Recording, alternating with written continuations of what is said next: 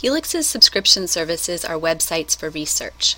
Helix pays to access these sites, which contain thousands of magazine, newspaper, and journal articles that aren't available for free online.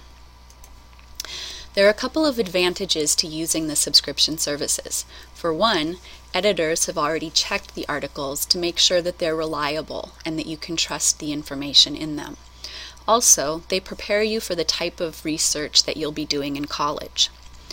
Using the subscription services is easy, but it's a little different than searching on Google. This quick tutorial will show you the basics. To get to the subscription services, go to the library website and click on the link for subscription services. They're divided into two categories. This tutorial covers the ones in the newspaper and magazine articles column. EBSCO is a great site to start with and is really easy to use. Once you understand how to search in EBSCO, it's easy to navigate the other subscription services as well. If you're off campus, you need to enter in the user ID and password. These can be found in your style manual or on the handout that's in the library. Oops.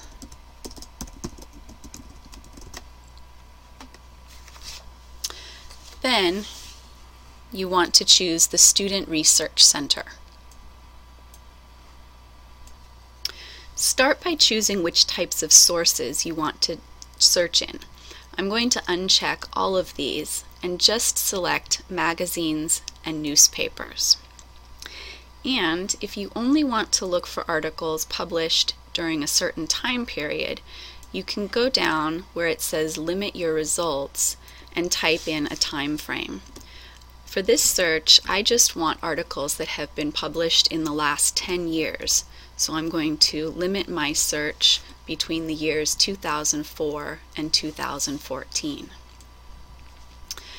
Then I'm going to come up to the Find box and enter my search terms. This is where the searching is a little bit different. The subscription services won't understand what you're looking for if you enter too many words, or if you put your search in the form of a question. Your search should be short, simple, and to the point.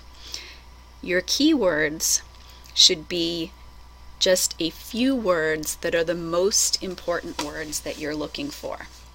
So, for example, instead of typing in what are some of the effects of sleep deprivation, which is maybe a search that we might do in Google, we are just going to use the most important words in that search, which are sleep deprivation effects. I'm actually going to start with a slightly different search, however, because I want to focus my search on what happens to students who are sleep deprived. So I'm going to ask it to look for sleep deprivation students. And those search terms found me 12 articles.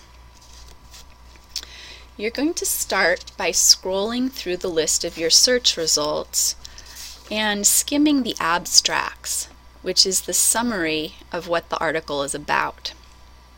If you see one that looks good, take a look at the top of the abstract, and this tells you a little bit of information about where the article was published. It tells you the author, and in italics here, the magazine or newspaper. A couple of things to consider.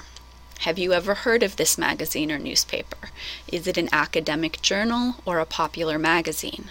If it's a newspaper, is it published in the United States or another country? Is it a large newspaper with a wide audience like the New York Times, or a small regional newspaper that will probably be covering only local events? If you don't know anything about the source, you can open up another tab and Google it.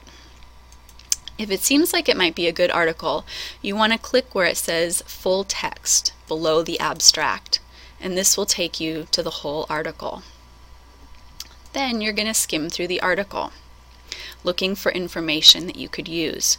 Does the article include evidence, statistics, or quotes, or other information that will help you write your paper?